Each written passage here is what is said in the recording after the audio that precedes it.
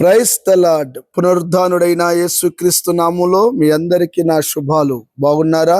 దేవుడు మీ అందరినీ ఆశీర్వదించునుగాక. అనుదిన వాత్సల్యత అనునేటి వాక్య ధ్యానాంశాన్ని ఉదయకాలం ధ్యానించుకుందాం రండి. పరిశుద్ధ బైబిల్ గ్రంథములో నుంచి 1 కొరింథీయులకు రాసిన పత్రిక 15వ అధ్యాయము 58వ వాక్య భాగాన్ని నేను చదువుతాను. వీలైతే బైబిల్ తెరిచి వాక్యాన్ని గమనించండి. కాగా నా ప్రియ సహోదరులారా, మీ ప్రయాసము ప్రభునందు వ్యర్థము కాదని ఎరిగి స్థిరులను కదలని వారును ప్రభు కార్యాభివృద్ధి యందు ఎప్పటికీ ఆసక్తి గలవారయుండుడి. యేసయ్యకి మహిమ కలుగునుగాక. దైవజనమ, చదవబడిన ఈ వాక్య భాగంలో నుంచి అపోస్తుడైన పౌలు ఈ కొరింథీ సంఘ ప్రజలందరికీ ప్రస్తుతం మనందరినీ పరిశుద్ధాత్మ దేవుడు ఉద్దేశించి ఒక చక్కటి మాటను ప్రస్తావించాడు. ఈ రోజున దేవునిలో ప్రయాసపడుతూ ఉంటారు, సంఘంలో ప్రయాసపడుతూ ఉంటారు, సేవకులు ప్రయాసపడుతూ ఉంటారు, విశ్వాసులు ప్రయాసపడుతూ ఉంటారు, అన్యులు ప్రయాసపడుతూ ఉంటారు, లోకస్తులు దేని కొరకు రెస్ట్ కూడా లేకుండా ప్రయాసపడే వాళ్ళు నేను చాలా మందిని ఎరుగుదును.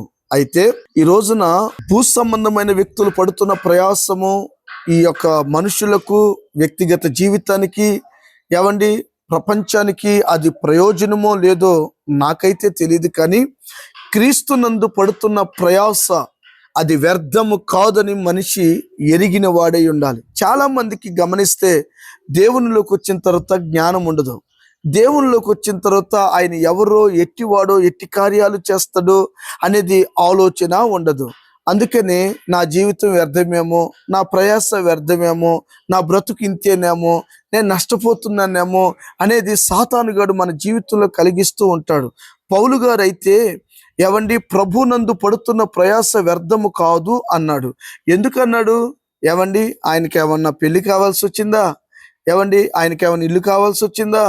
సమస్తాన్ని విడిచిపెట్టి ఒక దర్శనాన్ని పట్టుకొని ఈ రోజున 14 పత్రికలు రాసి క్రీస్తుని పోలి నడుచుకున్న జీవితం పౌలు గారిది. అనుభవంతో పరిశుద్ధాత్మతో రాయించి పెట్టాడు.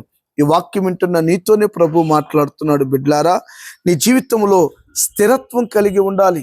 ప్రభువులో ఉన్న నీవు బలము కలిగి ఉండాలి. ప్రభుతో ఉన్న నీవు నిరీక్షణ కలిగి ఉండాలి. స్థిరము లేకపోతే చెట్టు వేర్లు బలముగా ఉండవంటండి. మీరు గమనించండి, ఈ చెట్టు నడితే పడుతుందిరా, ఈ వ్యక్తి ఏదైనా అంటే పడిపోతాడురా, చూడండి అంటూ ఉంటారు కదండి. అది 100% వాస్తవం. అందుకనే మనిషి వేరును చూస్తారు. ఈ చెట్టు సన్నగా ఉన్నా వేరు బలముగా ఉంది కనుక ఇది పడిపోదు. నేను అంటాను, మీరు ఏ ప్రయాస అయితే పడుతున్నారో, ఏ బాధ అయితే మీరు అనుభవిస్తున్నారో, ఏ కష్టమైతే మీరు అనుభవిస్తున్నారో, స్థిరముగా ఆ కష్టములో ప్రభు కొరకు నిలబడాలి. Praise the lord. ఏమండి, ప్రభు కొరకు నిలబడాలి.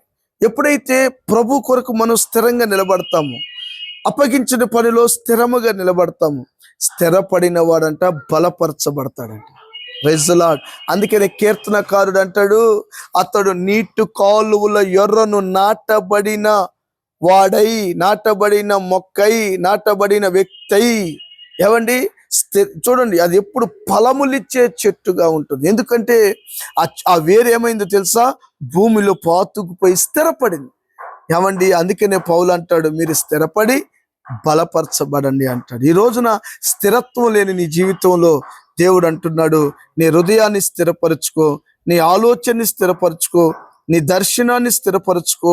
నువ్వు దేవుని సన్నిధిలో ఆ పొందుకున్న ఆ కృపను నువ్వు స్థిరపరచుకున్నప్పుడు ఆయన నిన్నేం చేస్తాడో తెలుసా? బలమైన వ్యక్తిగా చేస్తాడు. ఏవండి, అచంచలమైన విశ్వాసం అబ్రహాములో ఉండబట్టే కదండి అతడు వేవేల ప్రజలకు తండ్రి అయ్యాడు. ఒక్క దావీదు గొర్రెలు కాచుకుంటున్న వాడు హృదయాన్ని స్థిరపరచుకుని తల్లి చెప్పిన మాట వినబట్టే కదండి ఈ రోజున మూల పురుషుడిగా మార్చబడ్డాడు. యోధా గోత్రాన్ని, అతని వంశాన్ని, సింహాసనాన్ని స్థిరపరిచాడు. నేనంట, నీ జీవితంలో స్థిరము లేకపోతే, నీ జీవితంలో బలము లేకపోతే ప్రభువులో నువ్వు ఉండలేవు. అందుకనే ఈ చుట్టూతా ఉన్న ప్రజలందరూ పడుతున్న ప్రయాస ఒకవేళ వ్యర్థమైపోతుందేమో, కానీ ప్రభువును బట్టి చేసిన ఆవగింజంత పనైనా నా దేవుడు దాన్ని వ్యర్థము చేయడు. నిష్ప్రయోజకులుగా చెయ్యడు. ఎందుకంటే ఎబ్రీ 6లో అంటాడు, పరిశుద్ధులకు చేసిన పరిచర్య మరుచుటకు దేవుడు అన్యాయస్తుడు కాదు. ఏమండి, నూరంతలుగా ఫలము దేవుడు నీకు ఇవ్వాలంటే నువ్వేం చేయాలి తెలుసా? దేవుడు ఎవరో ఎరిగిన వాడై ఉండాలి. అప్పగించిన దాంట్లో నమ్మకం కలిగి స్థిరపరచుకోవాలి. స్థిరపడిన తర్వాత నువ్వు బలపరచబడతావు. బలపరచబడిన తర్వాత ఫలములతో నింపబడతావు. అనేకులు నీ చేతి నీడల్లోకి వచ్చి ఆశీర్వదించబడతారు. భయపడొద్దు దైవజనమా, దేవుని సన్నిధిలో నువ్వు స్థిరపడు, ఆయన నిన్ను ఊరేగించునుగాక. దేవుడి మాటలు నీ జీవితంలో స్థిరపరచునుగాక. తలలు వంచండి, ప్రార్థన. ప్రేమ కలిగిన తండ్రి, మహాపరిశుద్ధుడా, స్థిరపరిచి బలపరిచి ఫలించడి కొమ్మగా చేయండి. స్థిరము లేని జీవితాలను కట్టమని యేసు నామమున అడుగుచున్నాము తండ్రి. Amen. Thank you. God bless you. ప్రభు మీ అందరిని దీవించునుగాక. ఆమెన్.